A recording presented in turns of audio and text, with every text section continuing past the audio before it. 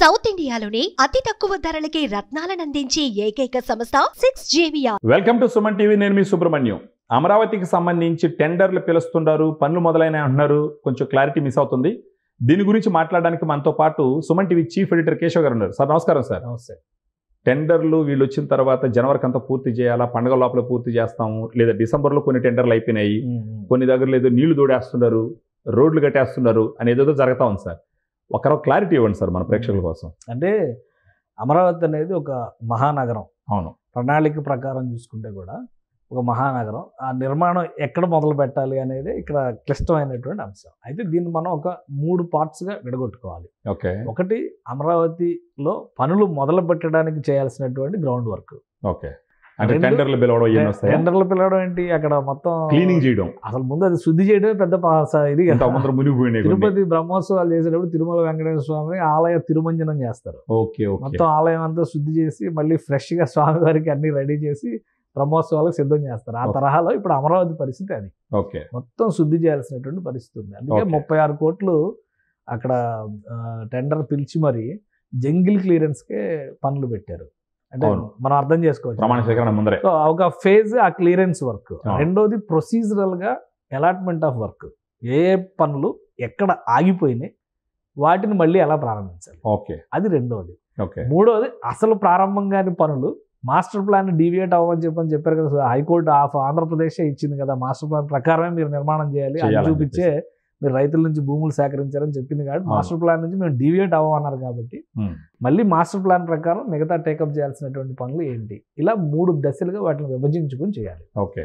So first point, ground work clearance కు సంబంధించినటువంటి పనులు దాదాపుగా కంప్లీట్ అయిపోయినాయి. ప్రస్తుతానికి జంగిల్ క్లియరెన్స్ పని అయిపోయింది, డీ వాటరింగ్ అయిపోయింది, అవన్నీ గవర్నమెంట్ చేసింది కదా. ఇప్పుడు అన్ని పనులు మొదలైనట్టే. టెక్నికల్ గా మొదలవలసిన పనులు ఏంటంటే ఏ భవనాలు ఎక్కడైతే ఆగిపోయారో వాటి పనులు మొదలు కావాలి. అవును. రెండోది కొత్తగా తీసుకున్నటువంటివి వివిధ సంస్థలకు అలాట్ చేసినటువంటి. ఇంకో విషయం ఏంటంటే ఆల్రెడీ కొన్ని సంస్థలకి అలాట్మెంట్ జరిగింది, ఆ సంస్థలు అక్కడి నుంచి ఆపరేషన్స్ చేస్తున్నాయి, నిర్మాణాలు కూడా జరిగినాయి. అవును. మీరు విట్ యూనివర్సిటీ కానీ, SRM యూనివర్సిటీ కానీ, అమృత యూనివర్సిటీ కానీ, వీళ్ళన్నీ కూడా అమృత యూనివర్సిటీ ఇంకా ఆపరేషన్స్ లోకి రాలేదు, మిగతా 2 ఆపరేషన్స్ లోకి వచ్చినాయి. ఫోరెన్సిక్ ల్యాబ్ లాంటివి నిర్మాణాలు ఆల్మోస్ట్ 80% అయిపోయాయి. ఈ మధ్య CRDA కూడా ఈ 6 నెలల్లోనే 90% వర్క్స్ కంప్లీట్ చేసామని చెప్పారు, ఒక వీడియో కూడా రిలీజ్ చేశారు. ఓకే. సో ఇవన్నీ ఆల్రెడీ పనులు జరుగుతున్నవి. వాటికి వెళ్ళడానికి యాక్సెసిబిలిటీ, రహదారి వ్యవస్థ ఉండాలి. కాబట్టి రహదారులు వేస్తున్నారు ఆల్రెడీ. అమరావతిలో ఇంకా పనులు మొదలు కాలేదు అని అనుకోవడానికి అవకాశం లేదు. ఆ రహదారులు వేస్తున్నారు. వాటికి ఇంకొక ముఖ్యమైనటువంటి ఏంటంటే రాకపోకలే కదా ఇంపార్టెంట్. ఏ డిజిగ్నేటెడ్ సిటీస్ అంటే నాలెడ్జ్ సిటీ అని, ఎలక్ట్రానిక్ సిటీ అని, అడ్మినిస్ట్రేటివ్ సిటీ అని, ఫైనాన్స్ సిటీ అని, ఇట్లా ఏవైతే డిజిగ్నేట్ చేశారో అక్కడక్కడ అలాట్మెంట్ అయినటువంటి సంస్థలు మళ్ళీ వాటిని వెనక్కి పిలిచి మీరు పనులు మొదలు పెట్టండి, మేము మీకు సపోర్ట్ చేస్తాము, ఇన్ఫ్రాస్ట్రక్చర్ మొదలు పెడతాము అనే దాని మీద ఆ ప్రయత్నాలు జరుగుతున్నాయి. మూడవది, ఇప్పుడు మనం పనులు మొదలు పెట్టాలని ఆశిస్తుంది ఆగిపోయిన భవనాలకు సంబంధించినటువంటి పనులు, ప్లస్ ఏవైతే ఇప్పుడు మాస్టర్ ప్లాన్ ప్రకారం డెవలప్ చేయాల్సినటువంటి ఇన్ఫ్రాస్ట్రక్చర్ అంటే మినిమం ఎమ్యూనిటీస్. మనం అపార్ట్మెంట్ కొనుక్కుంటే కూడా ఎమ్యూనిటీస్ ఇది ఉంటుంది కదా, drainage, power supply, water supply, ఇట్లాంటివన్నీ ఉంటాయి కదా. సో ఆ పనులన్నిటికీ సంబంధించి టెండర్స్ పిలిచారు. ఈ టెండర్లన్నీ కూడా జనవరి ఆఖరు నాటికి వాటికి పెట్టిన డెడ్ లైన్స్ కంప్లీట్ అయిపోతాయి.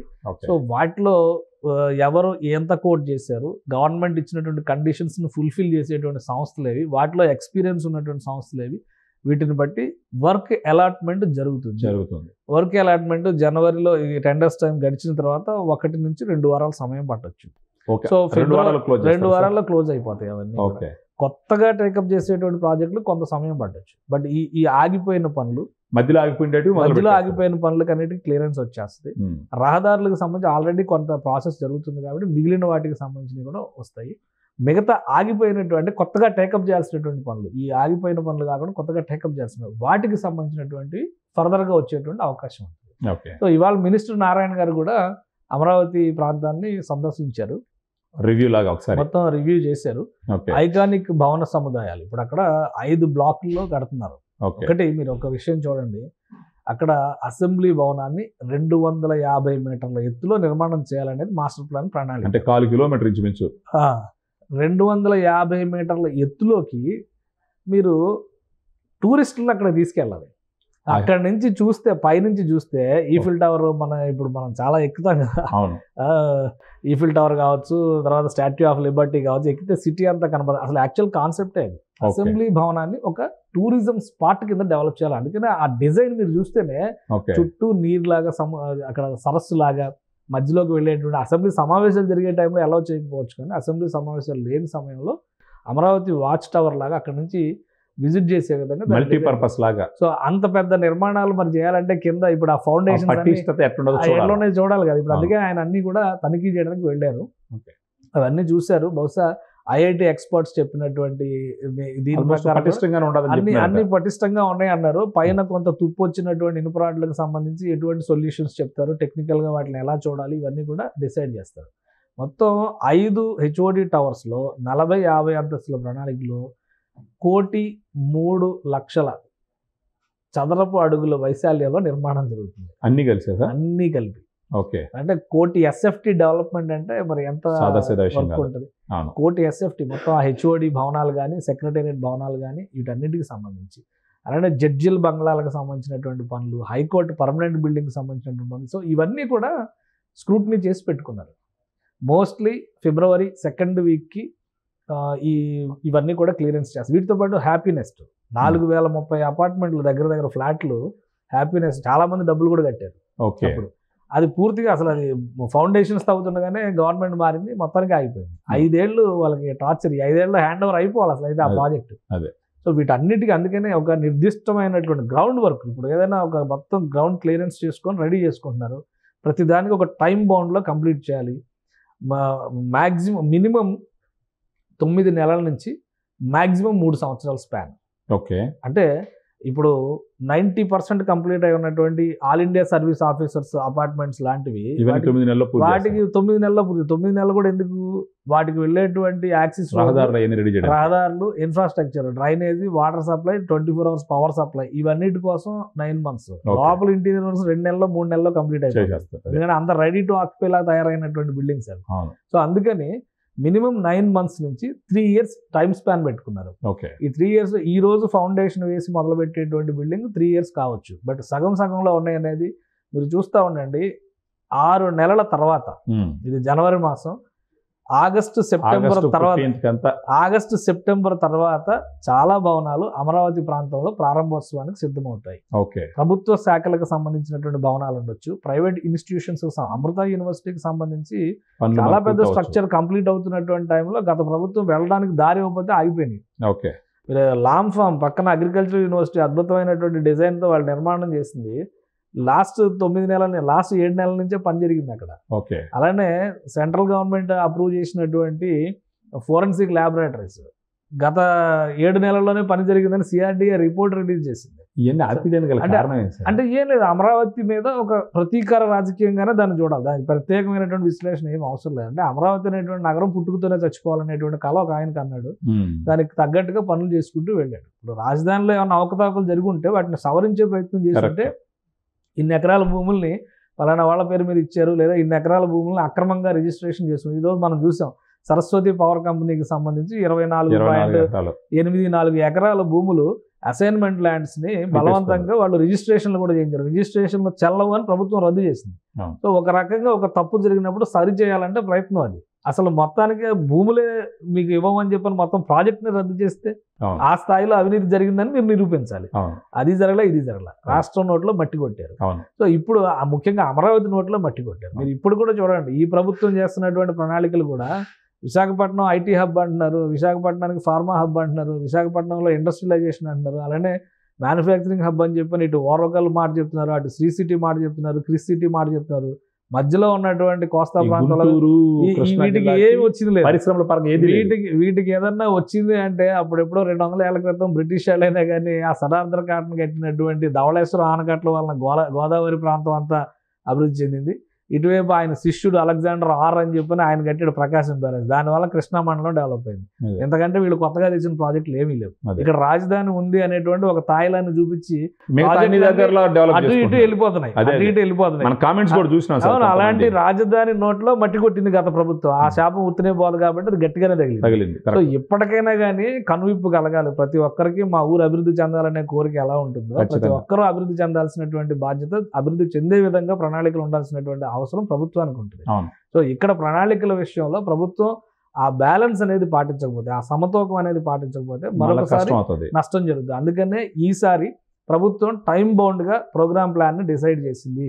ఇంకొక విషయం, ఆర్థికంగా ఒక్క రూపాయి కూడా కొరత రాకుండా ఉండేటువంటి ప్రయత్నం చేసింది. కేంద్ర ప్రభుత్వం ఇచ్చినటువంటి అష్యూరెన్స్తో వరల్డ్ బ్యాంక్ 15,000 కోట్లు శాంక్షన్ చేస్తుంది. అవును, పనులు జరిగే తీరును బట్టి ఏ బ్యాంక్ అయినా మీరు ఇల్లు కడుక్కున్నా కానీ, ఇల్లు కట్టుకున్నా సేమ్ అదే మేనర్ లో ఇస్తారు. అంతే, మీకు 15,000 కోట్లు శాంక్షన్ చేశారు కదా. సో అది హడ్కో రుణం 11,000 కోట్లు వచ్చింది. రేపు జైకా ఫండింగ్ వస్తుంది, ఏషియన్ డెవలప్మెంట్ బ్యాంక్ ఫండింగ్ వస్తుంది. అంటే దగ్గర 40,000 కోట్లు 45,000 కోట్లు అక్కడ లెక్క కనిపిస్తుంది.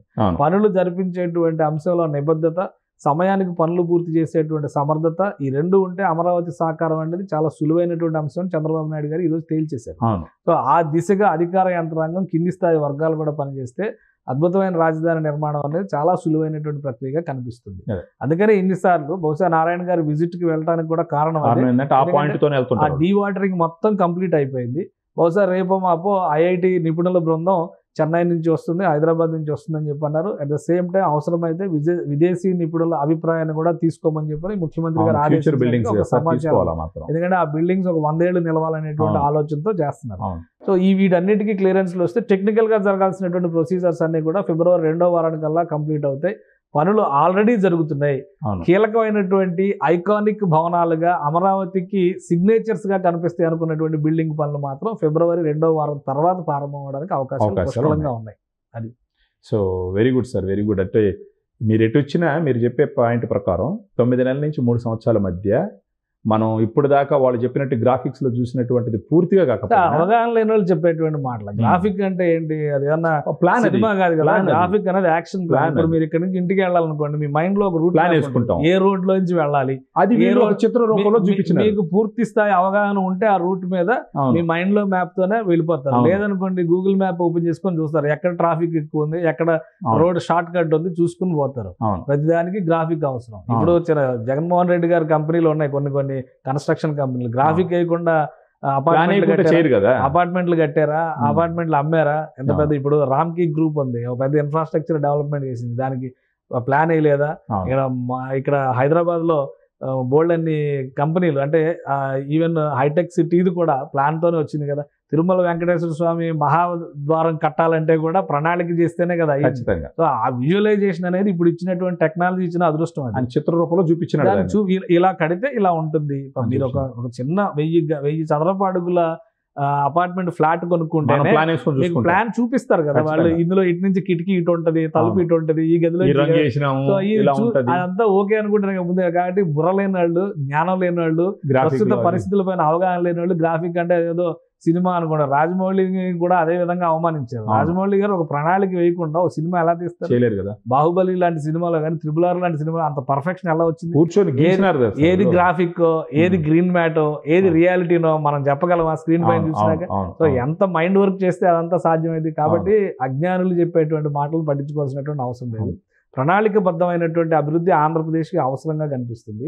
అమరావతి అనేటువంటి ఒక నగర నిర్మాణం జరిగింది. ఈరోజు దావోస్ లో రేవంత్ రెడ్డి గారు రొమ్ము విరుచుకొని ఒక మాట చెప్పారు, నా దగ్గర హైదరాబాద్ ఉంది అన్నారు. ఎవరి దగ్గర సమాధానం లేదు. ఇతర రాష్ట్రాలు ఏం మాట్లాడుతారు. ఆయన చెప్పిన దానిలో 100% పాయింట్. కానీ హైదరాబాద్ ఫౌండేషన్ ఆయన చెప్పినటువంటి మా దగ్గర ISB ఉందన్నారు. ఆ రోజు అవన్నీ మరి ఎవరు చంద్రబాబు నాయుడు తీసుకొచ్చి నాకు అదే గుర్తొచ్చింది. ఇవన్నీ కాదు, చంద్రబాబు నాయుడు గారు బిల్ క్లింటన్ ముందర ఇచ్చినటువంటి ప్రెజెంటేషన్ వీడియో ఒకటి ఉంటుంది. కావాలంటే US ప్రెసిడెన్షియల్ లైబ్రరీ అని చెప్పని క్లింటన్ టూర్ టు హైదరాబాద్ అని కొట్టండి, bill Clinton tour to Hyderabad అని కొట్టండి. అది ఫ్రీ, ఎక్కడైనా కానీ యూట్యూబ్ లో యాక్సెస్ ఉంటుంది.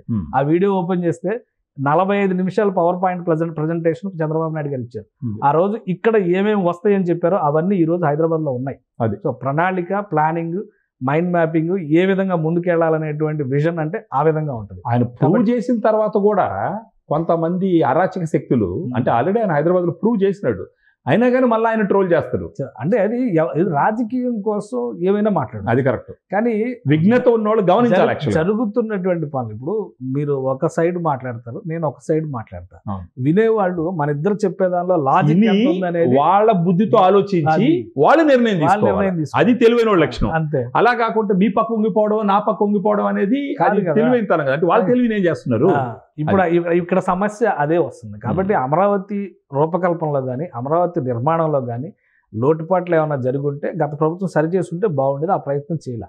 ఈ ప్రభుత్వం అయినా కానీ గతంలో జరిగిన తప్పిదాలు జరగకుండా అమరావతిని ఏ విధంగా ముందుకు తీసుకెళ్లాలనే ప్రణాళిక విషయంలో మాత్రం ఒక సమగ్రతతో ముందుకు వెళ్లాల్సినటువంటి అవసరం ఉంది. అలా జరిగినప్పుడే రాష్ట్రం అందరూ కూడా ఇది అందరి రాజధాని అనుకునేటువంటి పరిస్థితి ఉంది. ఒక చరిత్రను వక్రీకరించినా, సంస్కృతిని వక్రీకరించినా, వారసత్వాన్ని వక్రీకరించినా కానీ భవిష్యత్ తరాలు బాధపడేటువంటి పరిస్థితి ఉంటుంది. కాబట్టి ఈ విషయాన్ని దృష్టిలో పెట్టుకొని రాజకీయాలు చేసుకోండి, ఎవరికి వాళ్ళు రాజకీయాలు చేసుకోండి. కానీ నగరాలను చంపేసేది, వ్యక్తిత్వాలను చంపేసేటువంటి, భవిష్యత్తుని పాడు చేసేది, భవిష్యత్తును నాశనం చేసేటువంటి ఆలోచన చేయడం రాక్షస ఆలోచన. అది చాలా దుర్మార్గమైనటువంటి ఆలోచనగా ఉంటుంది. అలాంటి ఆలోచన చేసిన వాళ్ళు ఎవరు కూడా చరిత్రలో ఎక్కడ ముందరకు పోయినట్టు ఎక్కడా లేదు. కాబట్టి అది అమరావతి విషయంలో ఒక ప్రణాళికతోనే ఆంధ్రప్రదేశ్ ప్రభుత్వం వెళ్తుంది.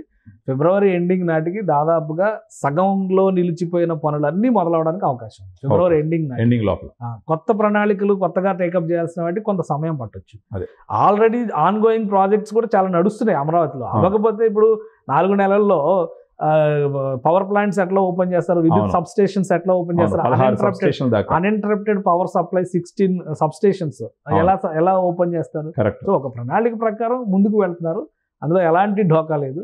రాబోయేటువంటి రోజుల్లో కేంద్ర ప్రభుత్వ సహకారం, ఈరోజు కేంద్రాన్ని విజ్ఞప్తి చేసి బడ్జెట్లో రిక్వెస్ట్లు చేసినటువంటి వాటి మన బడ్జెట్ అలాట్మెంట్స్ అఫీషియల్గా కనుక కేంద్ర ప్రభుత్వం చేస్తే అమరావతిని అడ్డుకునేటువంటి దమ్ము ధైర్యం ఇంక ఎవరికి ఉండదు. ఎలాంటి అవకతవకలు జరగకుండా నిష్పక్షపాతంగా, పారదర్శకంగా, నిఖార్సుగా నిర్మాణ పనులు కనుక ముందుకెళ్తే మనం ఏడాదిన్నరలో స్పష్టమైనటువంటి అమరావతి నగర స్వరూపాన్ని చూస్తానికి అవకాశం ఉంటుంది. Thank you sir, thank you. So విన్నారు కదా, ఇప్పుడున్న ప్రభుత్వం చాలా చిత్తశుద్ధితో, చాలా పట్టుదలతో, సెంట్రల్ గవర్నమెంట్ సపోర్ట్తో అతి తొందరలో అమరావతి నిర్మాణం అనేది సాకారం అవుతుందని చెప్పేసి కేశవ్ గారు చెప్తున్నారు. సో ప్రతి ఒక్కరూ గర్వంగా ఫీల్ అవ్వాల్సినటువంటి ఒక విషయం అమరావతి నిర్మాణం, ఆంధ్రప్రదేశ్ భవిష్యత్తు. So keep watching. Thank you so much. Suman టీవీలో మీ పర్సనల్ అండ్ బిజినెస్ ప్రమోషన్స్ కోసం కింది నెంబర్కి కాంటాక్ట్ చేయండి.